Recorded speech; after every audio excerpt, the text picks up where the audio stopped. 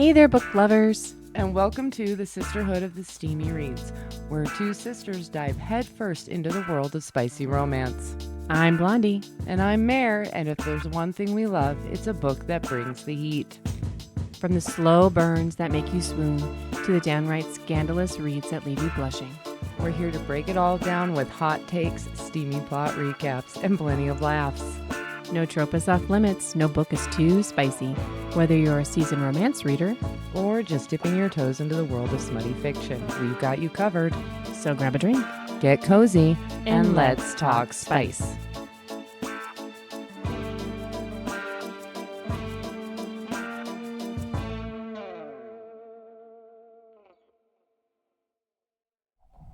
Hello! Welcome back, everybody. Welcome to our Halloween special. Yeah, is everybody excited? I'm a little Spooky in here. I'm totally excited. It's like smoky, foggy. We got ghosts happening. It's very atmospheric. It is atmospheric. Are you unmuted? Now I am. I was like, I can't hear you. Oh my goodness. Yes. Hello! It's haunted. It's totally haunted. It's awesome. Welcome in, Jean. Thank you for being here. All right. We're going to have a good time, I think, tonight. I think so. I think so. It's very Halloween-y themed. Yeah. So, Should we get a little more Halloween-y? should we more Halloween-y? Yeah, should I? No. I mean, yeah, go for it. Okay. We got smoke things happening, apparently, maybe not. Oh, here it goes. Oh boy. Okay. All right. So, all right. Now it's low.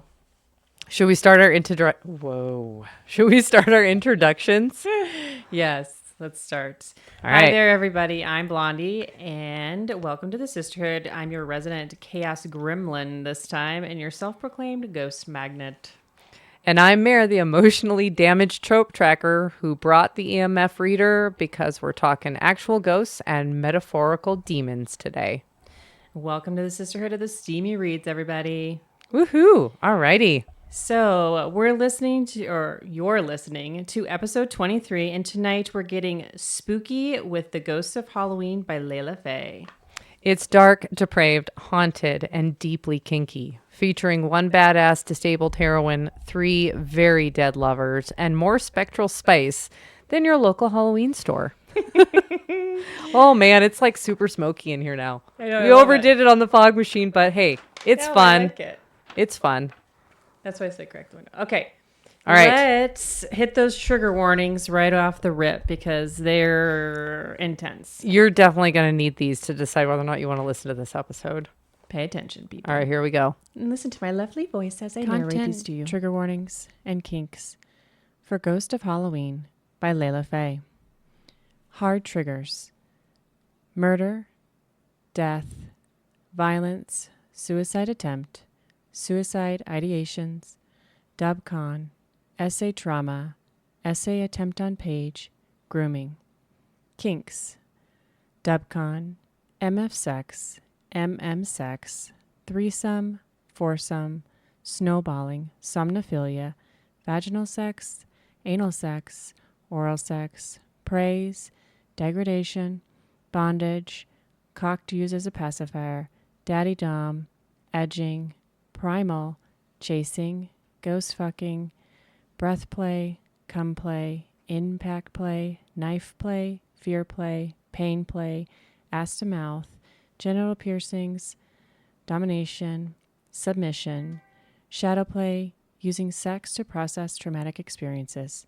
If any of these are triggering, we ask you to stop listening now. Your mental health matters.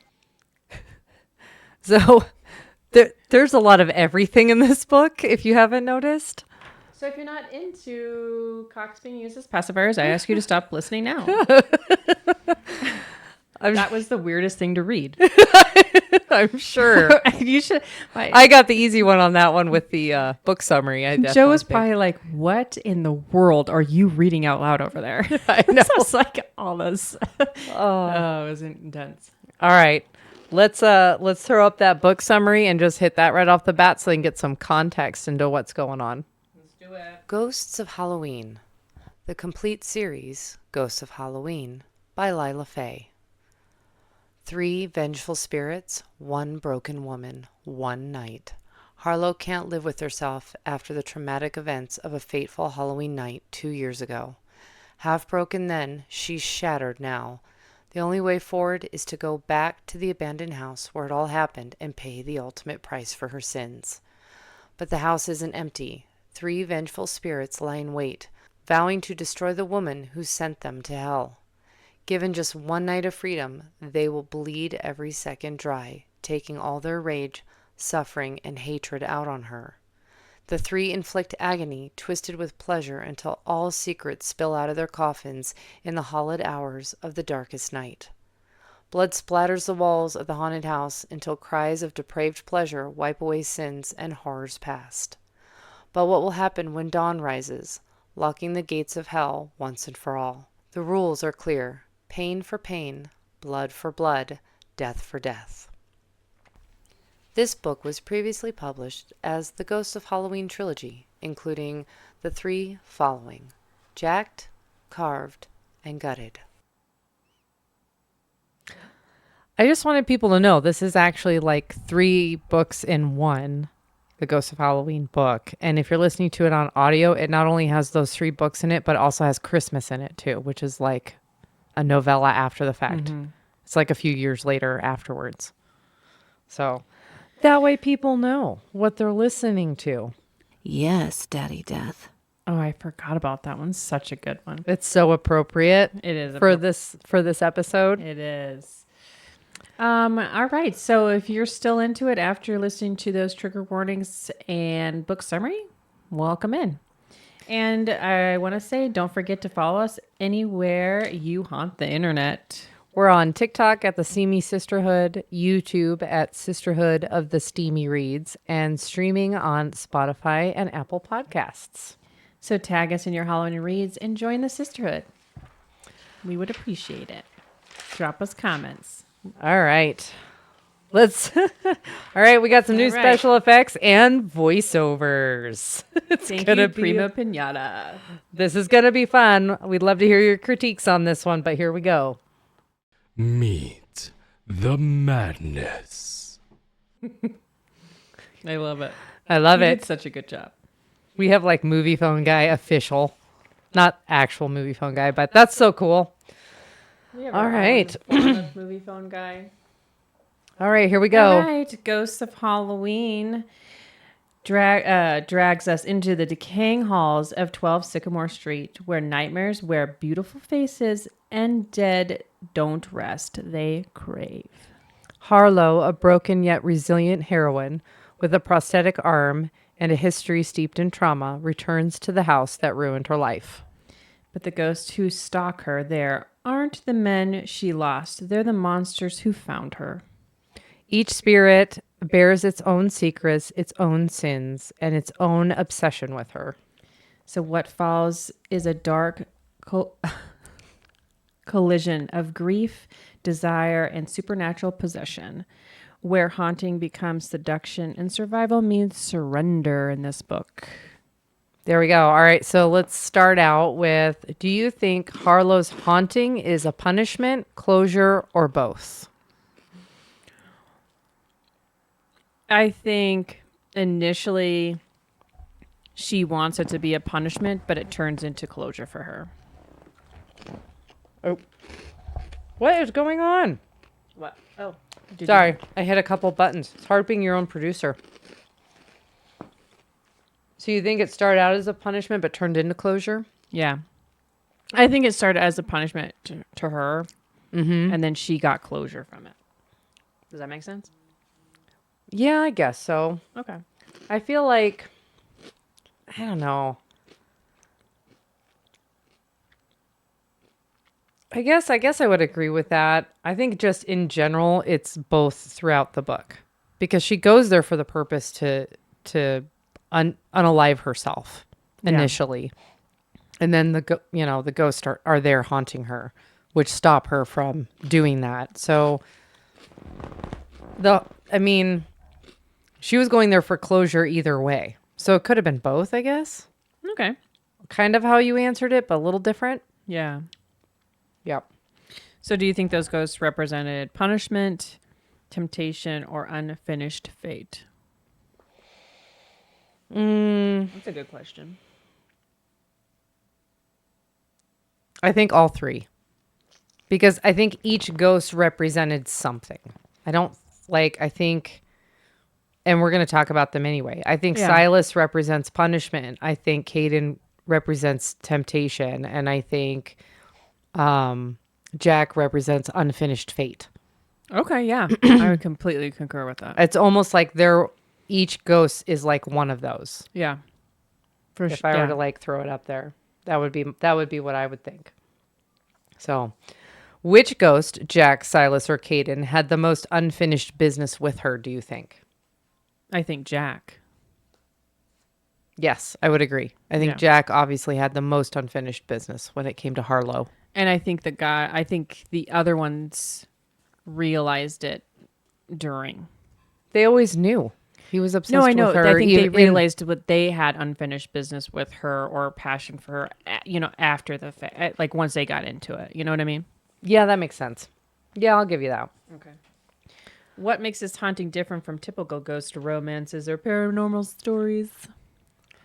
Well, I mean, it's dark, obviously, and I wouldn't. So I think this is more of a subgenre of romance. This is an erotic novel. So we'll get more into that in the next section or the next segment anyway, but that's kind of my opinion. So I would say, is it different? I mean, the ghosts have corporeal form because it's Halloween night.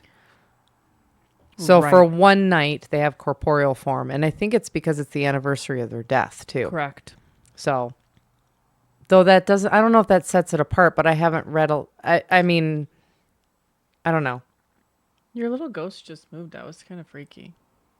Maybe we're being haunted. Dun, dun, dun. Like in real life. I'm going to have to watch it back because I did see something out of the corner of my eye. Yeah, it moved. And you did not move. Okay. All right, that was creepy. All right.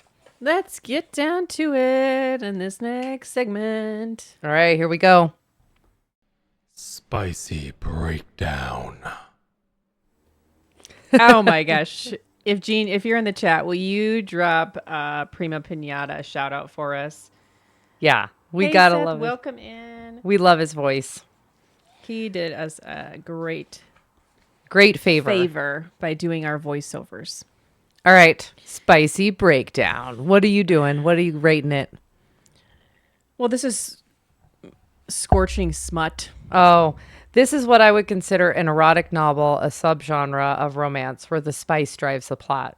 So basically, the spice is the whole reason the plot exists almost in this book. So it's definitely erotic. This is what you would call porn in book form. For sure. Like, that's what it is. And I did not know that going in when we picked this. We picked it for the cover and the title for our Halloween episode because it made sense. And I actually think a lot of other book talk podcasts did the same thing because I've seen a lot of these posts on this book in particular going up. Okay. Yeah. So I think it's obviously with it being the Halloween season, it makes sense. So being that that's the case... Yeah, it's a 5 chili pepper. It's erotic. Because it's erotica. And you heard the list of kinks in the beginning and the trigger warnings, like it has everything in it. Mm-hmm. Except for it has M, F, M, M. I know, but I'm just saying it has all that. The only thing it probably doesn't have is FF. Yeah, it doesn't. That's the only thing it doesn't have is FF. So, he says drop what? Oh, I said drop a shout out to Prima Pinata for doing our voiceovers. Give him a thank you in Like if you want to drop his link in the chat to his Twitch. Okay, so moving forward, so the spice vibes. So this is like possessive ghosts with unfinished business. Voyeurism, bondage, and spirit-assisted pleasure. Sword crossing, which is MM6. I didn't know what else to say right there. And heavy praise and degradation. Fear and arousal intertwined with supernatural intimacy. Emotional cleansing through pain and pleasure. Yeah. It's an erotic novel, which, hey, if that's your jam, if you like that kind of book, if you like dark erotic novels, then this book is for you. It's personally for me, it's not like erotica is not my jam, but I read the whole book and I listened to the whole audiobook, which includes a 4th book at the end. So I technically read 4 books. So way to knock it out of the park. I know. Did you finish it? No. Why not? Because I couldn't finish it in time. I was too busy. I filled her in on the end. She got mostly there. Yeah, mostly. Unlike our heroine who got there multiple times. Oh, ba-dum. All right. Which scene made you go, wait, did that ghost just? What scene didn't do that? Seriously. Like at one point, I mean, we're in the spicy section. So again, this episode is not when you listen to in the car with your kids around. At one point, like she's getting railed and like in the ass and the ghost is like floating her up. No. Yeah.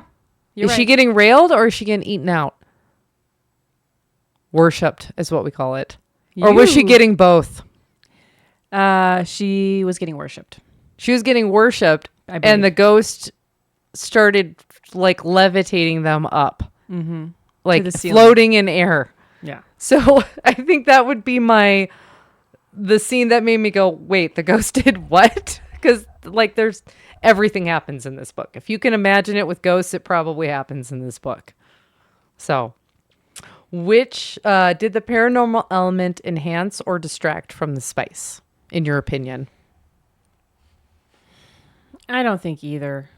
You don't think it had any, like the paranormal element had no effect on the spicy stuff? No, it seemed really weird to me. The spice or the paranormal part? The paranormal part of the spice. Where like they could be doing the dirty and float to the ceiling. Or doing the dirty and go transparent so they could like have a full view of her, if you know what I mean. Yes. Like, for the listeners, I hate this is why graphic novels are just not my jam. Makes me very uncomfortable to say these words online.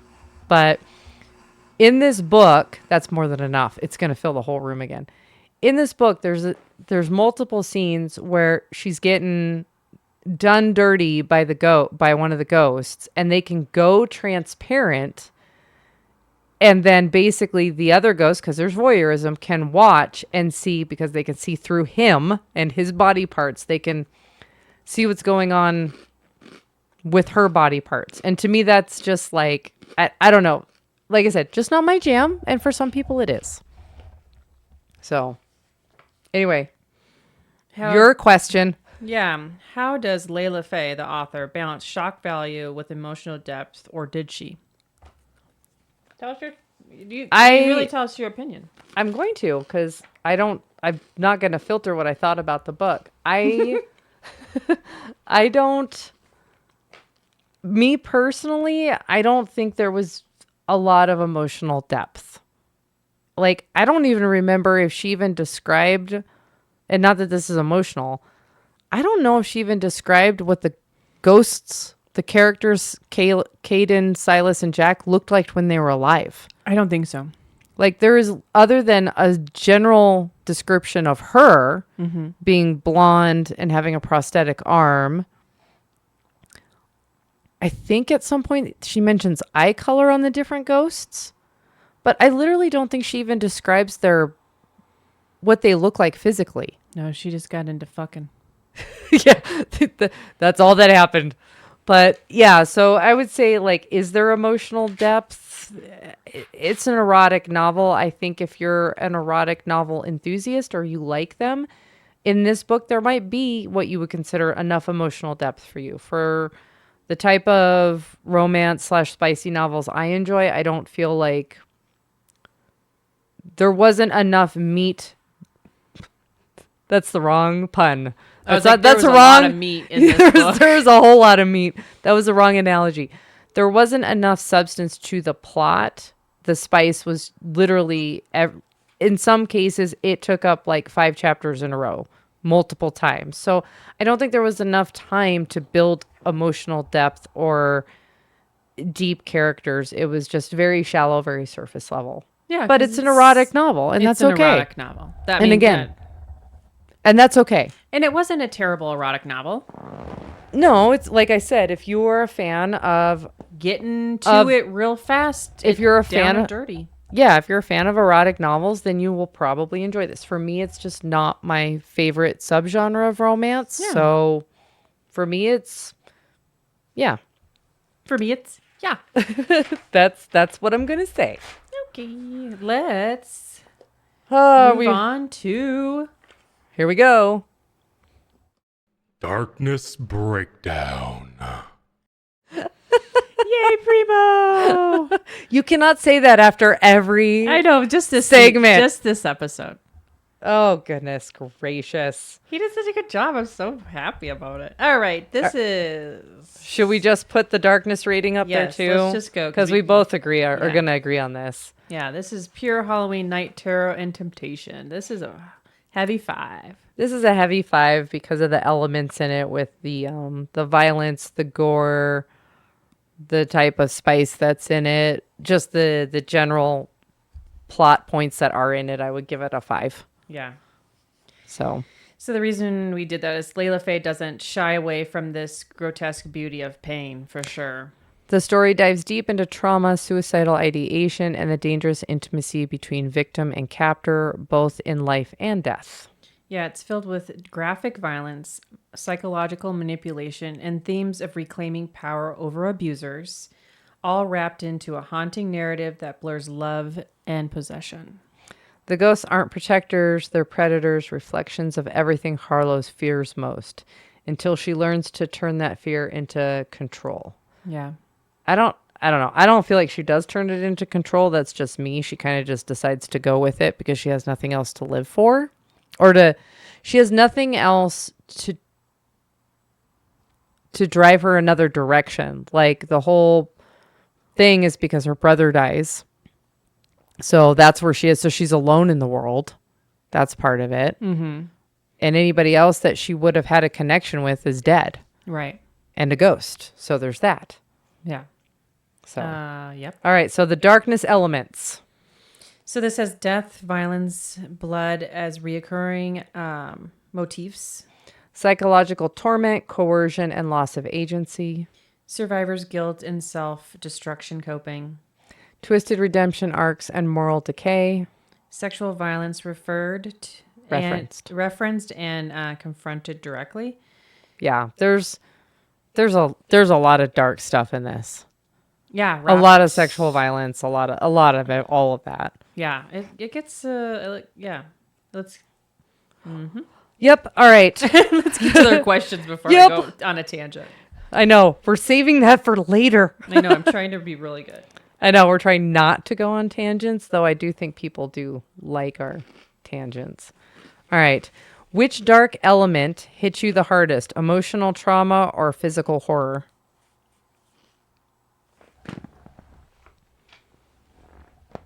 Which dark element? Yeah, we just listed them. I mean, I think more of...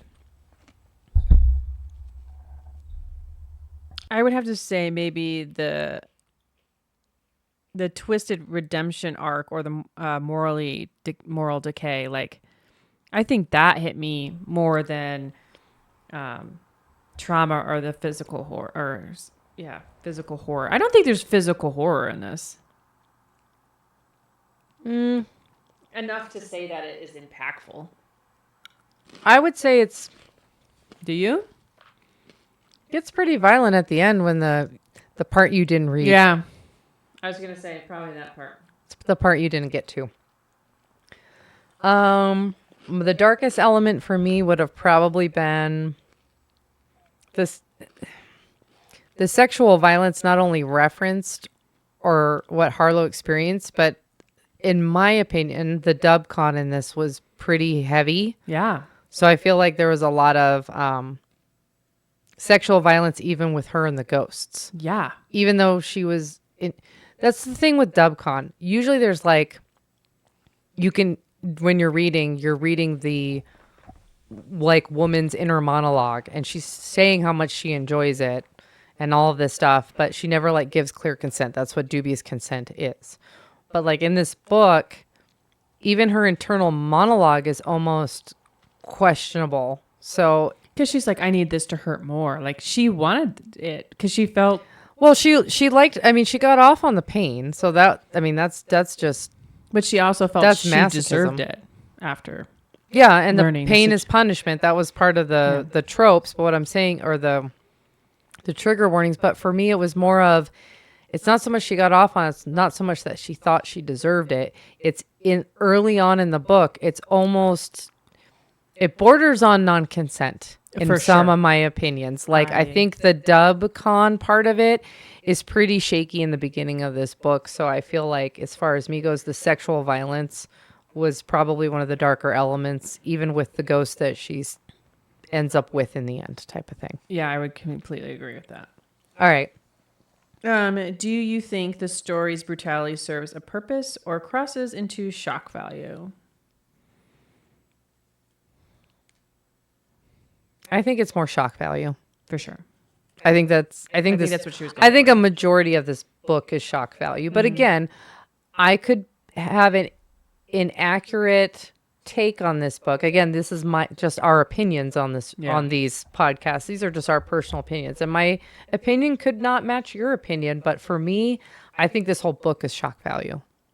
Oh, I agree. Yeah. But again, erotica is not my, like, I love dark romance, but erotica is really not something I pick for myself. And this is probably why. Yeah, you don't. But there are positive parts of this book too, and we'll get there. Yeah. So, how does Layla Fae balance terror with tenderness in such a bleak setting? Or does she? I mean, there's some tender moments in it that are like, okay, but I don't think it's well balanced. I would agree with that. I mean, like, I think there's like, a smidge of aftercare every once in a while. Yes. And not every time. I would say, like, very much it's very hit and miss as far as the aftercare for the female character in this book. I would agree. Yes. It's not every time. It's not drawn out. If it happens, it's like, let me hold you for 5 minutes and get on your way. Yeah, let's just torture you some more and put things in every hole. Yeah. Like I said, there's very little. There's very little. Well, you said it. I didn't. That was her. All right. Should we just get to the next segment at this point? Let's move on. All right. Moving on. Narrator reading. God, I really love those. Anyway. Oh, I wasn't supposed to say it, but you said the name every time. I just said I really like those. Okay. It's our first episode with them. I get to say it once. You said it like 4 times. We can say it every time. I don't care. All right, here we go. All right, I'm going to put up the author pick because I always forget to put it up when we actually talk about the author. So there's our author, Miss Layla Fae, who wrote this book. And she writes a lot of monster romance, and I'm pretty sure erotica is her specialty. From what I got from the research I was doing. So that's what I got from it. If someone wants to prove us differently, throw it in the chat. Yep, so there she is, so that we all know what she looks like. All right, here we go, narrators. So this book has 4 narrators. They have not a full cast, but, well, it could be considered a full cast. They're pretty much the only characters in the book. And they are Veronica Fox, Devin Ryder, Oliver Highpoint, and Ryan Stone are the narrators. And this book is done as a dual narration, not a duet, which means each point of view chapter is narrated by that voice actor. Which isn't your favorite? It's my second favorite. Like duet, yeah, it's still preferable than a single narration, especially in a book like that where there's so many characters and interacting at the same time multiple times. Why is it you have no smoke and I have all the smoke now? Anyway. All right, so what are we rating this? I'll give it a 3. I'll give it a 3. I love this book's like coming up. I know. It's coming out of nowhere. I'm going to give it 3 golden mics because I think 3 is like neutral / average. I think it was pleasant to listen to as far as the narrator quality. Did you want to play any narrator? I want you to give your narrator rating. I mean, I'd probably give it a 3. I think they did good with the duels. I think I understood who was talking, no matter who was narrating. What did you think of their voices, though? In addition to the way that it was recorded. They weren't terrible. I didn't mind them. I think the only narrator that I wasn't like hugely fond of, and it could have just been the writing and the way he portrayed the character, would have probably been Caden, the older guy. I would concur. He was the only one that I was like, again, I would still. Think her voice was great for the character. I think all the voices were fine. Like I said, I'm completely pleased with all the voices and how they were acted. Caden's the only one whose voice every once in a while was like a little bit of cringe or a little bit of camp, where I was just like, okay. So that's why I'm rating it a 3. Okay. I think overall it was fine. Yeah, it wasn't like mind blowing, but it wasn't like fingernails on a chalkboard. So I'm giving it like a neutral rating. 3 is like a neutral. Okay. All right. Now let's throw up. You're going to throw up? Throw up some stuff. I only know who narrated Caden because it was mentioned on a webpage when I was doing my research. I don't know who narrated Jack and Silas. Oh. But I have all their pictures. Yeah. So I'm going to put up Oliver Highpoint. And that, again, these are the best pictures I can find that I'm about 99% sure that they're accurate because they either came from their website or their social media.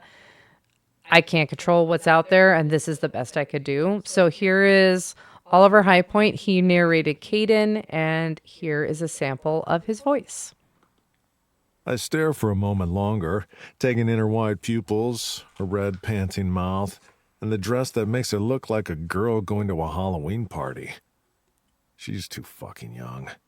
Or maybe I'm too old. And I shake my head, pushing away the remnants of my conscience. There is no sin, no redemption, no hell or heaven. It's all made up.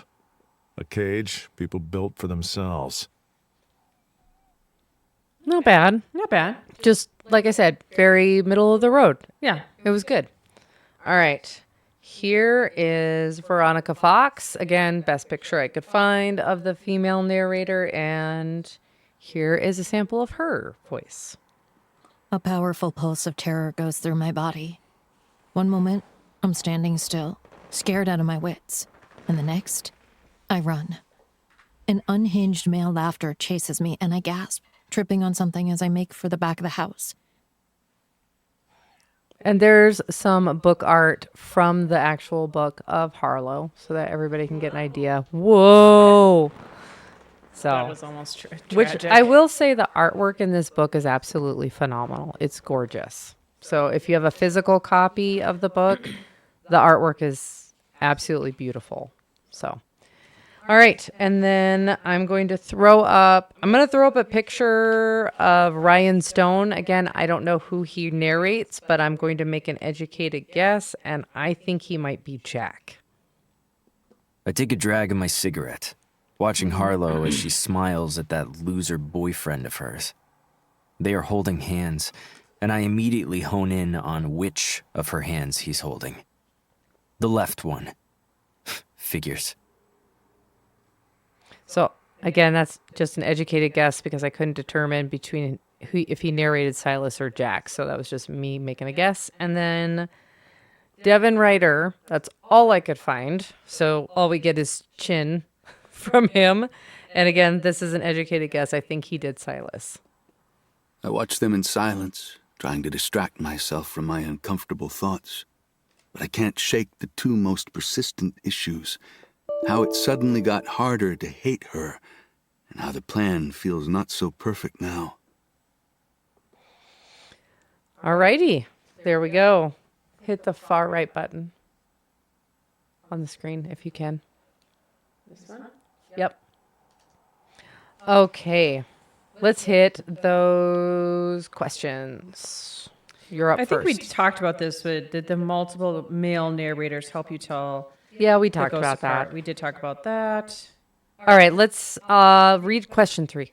I think that's a good one. Would this story lose impact if you read it instead of listening to it?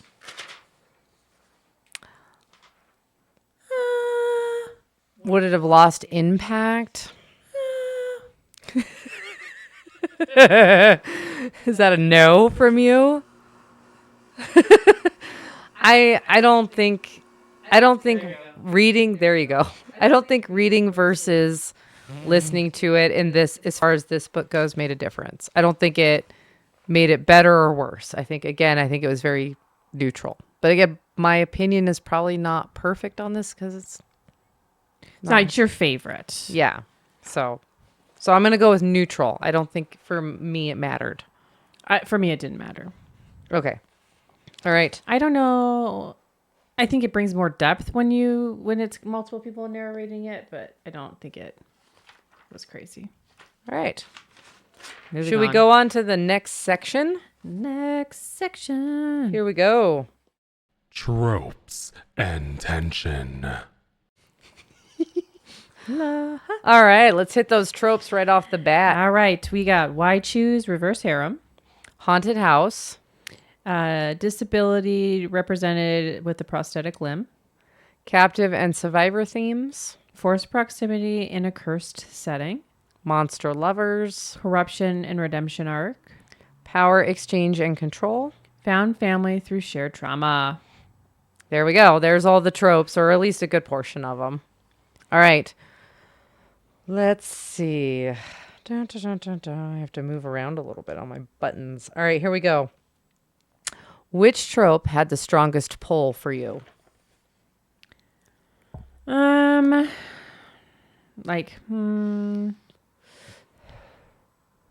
think the corruption and the redemption arc, I think, was probably the biggest trope that I felt was represented in the book. Next to like the forced proximity of being in like that cursed haunted house, I think are my two big ones for me. I'm going to go with forced proximity because she was locked in and it was Halloween. Like the whole book takes place over one evening, like once the sun goes down until the sun comes up. So you're talking like 6-8 hours at the max.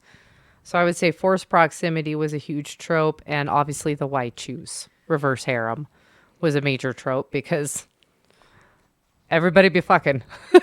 Everybody be fucking. So, does Harlow ever truly hold the power in the relationships with the ghosts, or is she always at their mercy? So did she? She never, in my opinion, she never holds any power. No. Ever.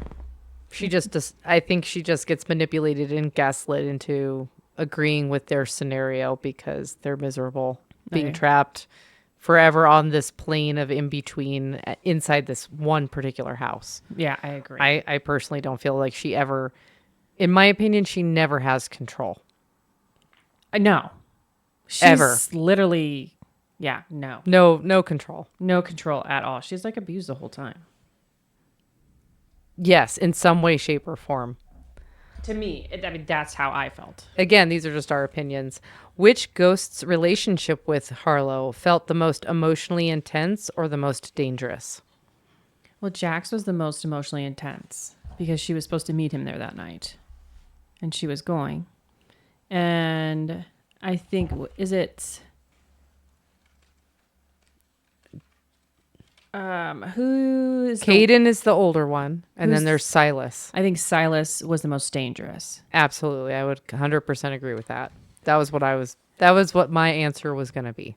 You know what I found though, because I tried to like binge listen to this today and yesterday, that tried to listen to all 12 hours in a day and a half, but I listened to it at 2, so it's like really only 6 hours. 6 I guess. hours of listening, and you still couldn't finish. I tried really hard, but my husband kept me busy all day today.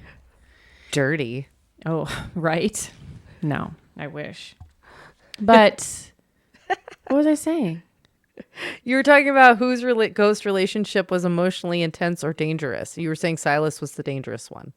Oh, I was saying, I think I can answer these questions so much better because I binge listened to it so close to the podcast. I literally finished it this morning, but it took me a long time to get through this one, and I did listen to it at 1.7 speed, and I never listened to books sped up. And I still listen to this one, and I listened to this one sped up, and I finished it at 8 o'clock this morning while drinking my coffee. So it's also fresh in my head too. I think I can answer questions a little bit better when it's fresh. So fresh and so clean. Ooh, that shit's fresh. So fresh and so clean. Clean. All right. Should we move on to the next section? Yeah, let's get some. All right, here we go. Key moments and notable quotes. It looks like you just like Farted and gas, like no, like you hit a bong or something. You just like chonged up the room. Jeez. it's gotta be spooky. I do dig the Halloween atmosphere. Christmas will be fun, Christmassy. I know, but we won't be able to do the smoke machine for Christmas. Why not? That would be weird. Well, we could. All right, so we could totally do like figure out a way to like turn on a fan, have it blow snow at us. Oh my God, could you imagine? Just like snow machine. Oh my God, we might have to do that for our Christmas episode.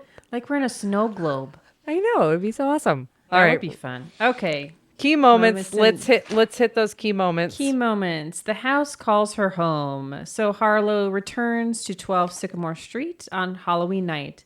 She's unable to shake the pull that the place that she... Whoa. Let's... Slow it down, dude. I was trying to like throw my own spin on it. It didn't work in my brain.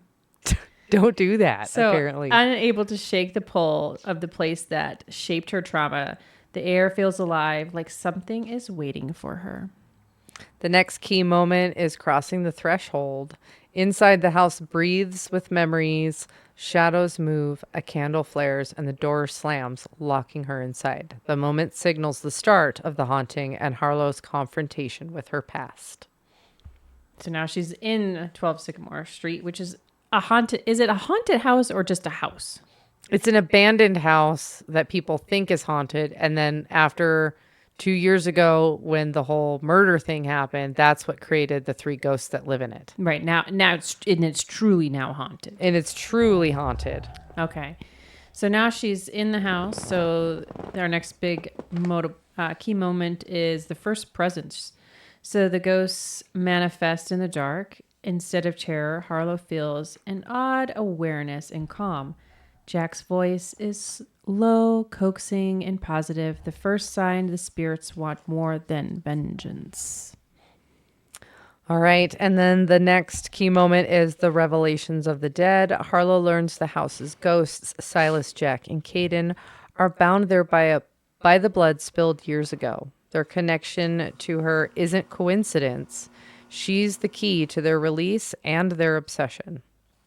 So she finds out why they're stuck there and how she's a part of that and the cause of it.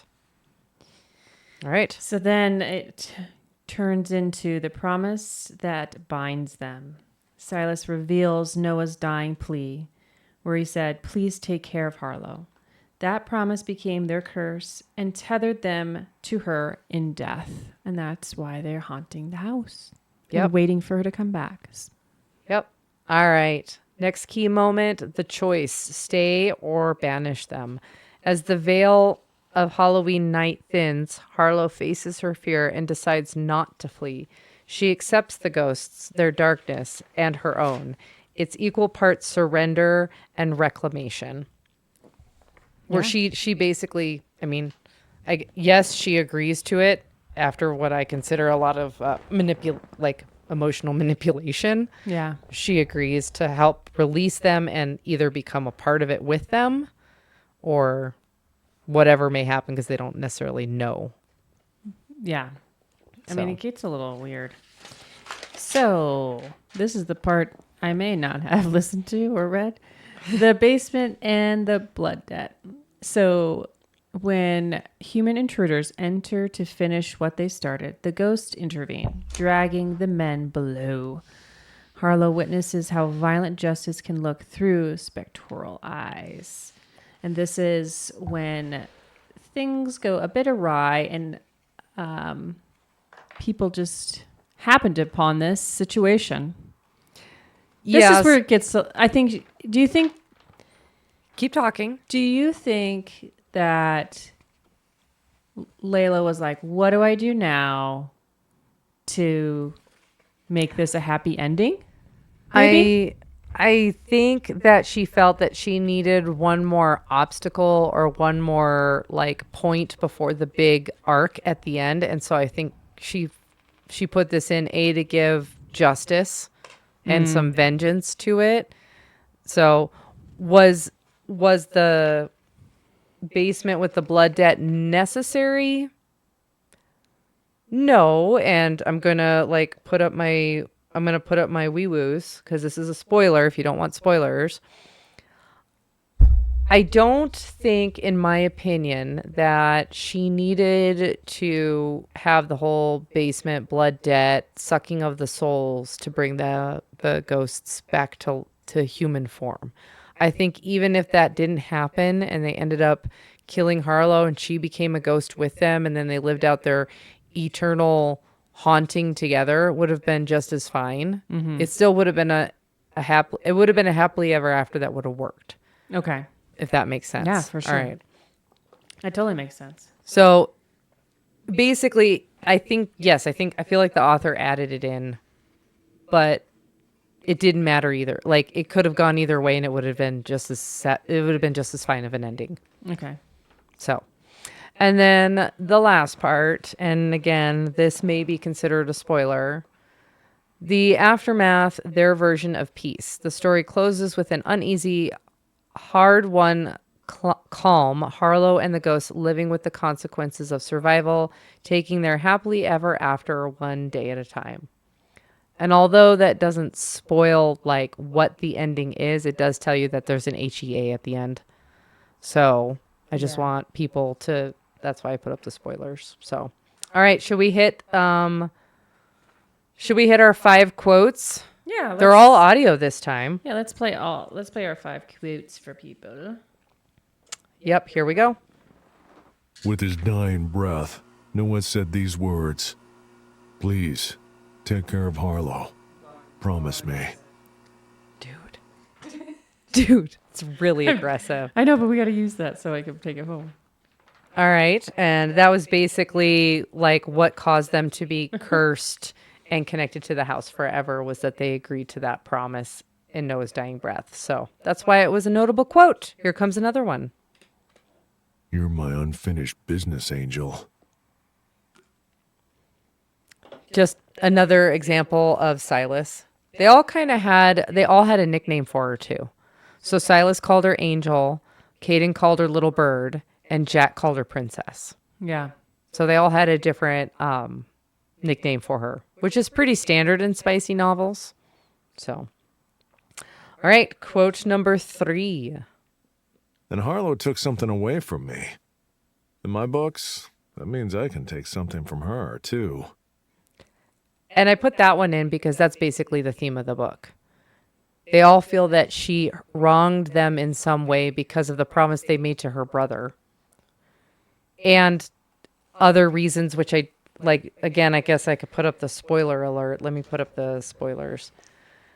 So the whole reason they all die is because Noah, her brother, does a drug deal that goes bad, and they end up taking a bunch of money from a dude who ends up finding out who took his money or why it went bad, because Harlow gives details to some guy that she's sleeping with that then gets back to the drug dealer guy, which then causes a hit to be put out on them, and that's how they all get murdered. So, anyway, that's why that quote is significant. All right, let's hit. Simple pillow talk doesn't always end happily. That was simple pillow talk that ended in murder. I just wanted to put that quote in there because, like I said, I think No, I liked pretty it. much gives the theme of the book, is For they all sure. feel that Yeah. she wronged them and that they had to take something from her to basically get their vengeance. Yeah. So, Well, do you want to do more? I ask, a sick thrill running up my spine. Honestly, Harlow punishing the guy who hurt her was the most glorious thing I've ever seen. I want to see her do it again. It's pretty fucking hot. But we don't have much time. 1 hour tops, okay? I grin, seeing her wield this heavy, bone-crushing weapon. Harlow sets her shoulders back, a determined look pinching her features. Then come, let's get your revenge. I put that one in there because I think, again, it kind of showed kind of how all three of them felt about her after their had opinion, instead of just being mean to her and getting their revenge initially. They all kind of decided that they liked her and like wanted to help her get her justice and vengeance too. So, are you awake over there? I was thinking, do you think that they all, I was going to say something completely inappropriate. Like, yeah, they all throw it out there. They all realized that they wanted her after they put their dicks in every fucking hole. They hadn't in 2 years. I know. I mean, it's amazing when you have no corporeal form for 2 years and then there's a chick ready, willing, and able, apparently. And thinks that she deserves to be punished in every hole possible. Yeah. So I was like, Jesus, what the fuck is happening? it was intense. If it makes me go, holy shit, what the fuck am I listening to? I know, and you... That is intense. That's different. I was like, wait, where's that? What? How many? Where? Well, the writing was fine. You knew what was happening. You absolutely knew what was happening. I'm not saying that at all. The writing was very clear on that. Yeah. All right, shall we do the last quote? Yeah. This changes nothing, I tell myself, crossing my arms. So she suffered. Who hasn't? Her trauma doesn't cancel out mine, and she is the root of everything that's wrong with me now. With us. Again, I just found quotes that just perfectly embodied the book and the themes of the book, and I thought that they were really appropriate. Yeah. That was a good quote. So for our quote questions, which ghost had you the most emotionally confused? I would say Caden. Caden was the one that had me the most emotionally confused because he didn't seem truly angry with Harlow, and he didn't seem truly upset with his circumstances. I feel like he was just Along for the ride? Yeah. And to put things in holes? And whoever's holes will let him put stuff in, apparently. Yeah, especially for that guy. That was different. Yes. All right. If you were Harlow, would you have stayed in that haunted house or yeeted straight out the door? Out the door you go. I probably would have ran out the door screaming. Give more explanation. You wouldn't have just wanted to get hammered by 3 different dudes? Well, at the beginning, first of all, let's start with how this first scene goes, okay? It's not like she's getting hammered. She then is watching M. Nope. That's not how it goes the first time. Yes. I marked every spicy seed and what happened. I will pull it up. Jack is behind her, and she wakes up tied up after she tries to unalive herself because I'm woke now or something. No, it's for YouTube. I know, but that's what everybody's saying. So she wakes up after the drugs, and she's tied up. She's like totally bondaged. And she's slightly hanging, and Jack's behind her, and they all have these weird masks on. Yes, but that's not what happens first if you're talking about once she's in the house. Because I literally wrote descriptions so I could keep them all straight in my head. Okay, what happened in chapter... So, in chapter 10, which is when she's in the house... Well, it's when they're all together at first in the house. And when she's bondaged and woke up from her drug. Yeah, she stays in the harness for a long time, by the way. Okay. She is. Oh, no, I know that. But like... The first thing that happens is Caden goes down on her. Yes, but she's watching something before that. And then he goes down on her and she likes it through her panties. And then he takes it off and she's like, I don't feel anything. So then they put his silk tie back on. She watches something before that. I don't think she watches Caden and Silas before that. Yes. She watches some booty sex. I'm looking. I promise you. No, that doesn't happen till later. No, I'm telling you. No. They didn't have sex. He went down on him. I know. That's what I was saying. You were wrong. They don't do anal until later. But she does watch man on man, and then he goes down on her. She watches man on man multiple times. But that was like the first thing. Is she's bondage. Jack's behind her. She watches Silas and Caden. Is it Caden that blows Silas? And she's bondage, and then Silas finishes Caden, or Caden finishes Silas, and then Caden goes over and eats her out. Sorry for that vulgar. I was gonna say, but I just had. I feel like we need like a rated R to scroll across the screen. Rated R. But that's what happens initially. That's like, then that's at the very beginning. That's once she's in the house. The actual very beginning of the book, the prologue starts out with Jack all by himself getting himself off. Yeah, but I'm talking about her. What was the first thing we said?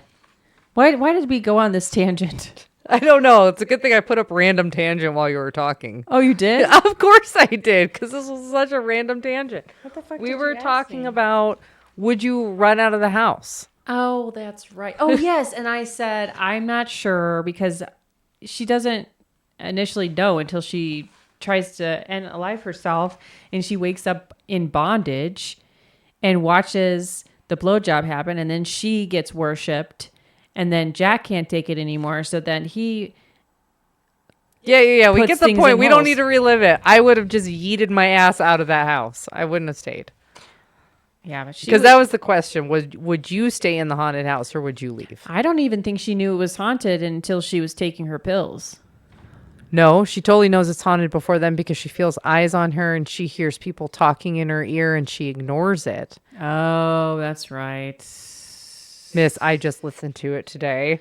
I know, but I just feel like she totally knew it was haunted. But she thought that was like her psyche, I thought. No. Okay. No. She just accepted it. I'm telling you, there was some weird... This book is a little different. All right, let's wrap it up then. All right. You ready for the next segment? Wrap up and ratings. All right, so let's wrap this up with a nice, cute little bow. I don't think there's any bows in this book. There are no bows. Let's wrap it up. Let's just stick a freaking knife in it and call it good. Yeah. How did she get... Why would you get stabbed in the arm when you're fucking? She was into it. That was I was like, what the fuck? The whole plan was to kill her in the end anyway. They didn't care. I know, but... And she was into it and she asked for it. I know. That just seemed really unnecessary. There's a lot of unnecessary stabbing, apparently. Out of all the things, I was like, what if you hit an artery? But we've read books just as dark where there was knife play and blood play and unnecessary violence during sex. You're right. Okay. So I don't think you can really say it's unnecessary just because the book wasn't one of your top faves. No, I just thought it was crazy. Okay. Dude, you know what's going to be able to see you? You're going to hide behind a cloud. All right. Welcome to our Halloween special, everyone. All right. I can't read my paper. All right. We're rating the spice out of 5. We're rating the darkness out of 4. Or did we give it a 5? We gave it a 4. We gave it a 4. I thought we gave it a 5. We did give it a 5. I don't know why it says 4 in our page. All right, so there we go. It's pretty dark.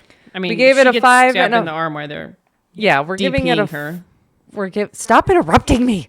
Oh, how does it We're feel? giving it a 5 and a 5. But overall, my personal opinion, I'm rating this book. Jeez, dude, that was a lot. I'm rating this book as a 2-star out of 5. Okay. But that's again my personal opinion. I don't. It wasn't for me. Yeah, it's not your jam. Yeah. I would say I would give it. What would you rate it out of 5 stars? 1 being I mean, I would definitely awful, 5 being epic. Probably a 2 as well. I don't know if I necessarily would recommend it to a lot of my spicy novel readers that aren't into erotica. You know, like I definitely wouldn't do that because if you're not into erotica, you're not going to enjoy the sex scenes in this book. I enjoyed the sex scenes. I think they were really well written. I have read a lot of erotica, and a lot of reverse harems, and I think they were very well written. You knew exactly what was happening, and I could see it. So the only thing I thought was unnecessary is the stabbing in the arm while we were getting DP'd. I thought that was very unnecessary, but hey, teach his own. Unnecessary stabbing. There was unnecessary stabbing happening, okay? All right. Ghost of Halloween delivers a haunting concept that it's brutally honest, but about trauma and survival, but it's not without its flaws. The atmosphere is interesting, the spice is relentless, and the emotional beats hit. But some scenes wander into chaos, leaving some readers with more unsettled than satisfied. Yeah. Still, it's bold, unapologetically dark. Yeah, like You're welcome. You got to give your critique. I'm going to give my overall critique. Okay, my overall zoom in on you because you zoomed in on me. All right, I got to get to the button. All right.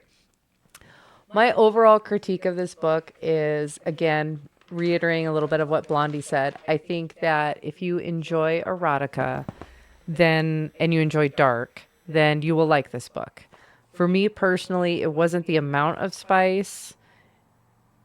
Some of it was the type of spice, and I've read five Burning Heart dark level books with really dark spice. But for some reason, for me, I need more plot and substance to my characters and the story overall before I think the spice is worth it.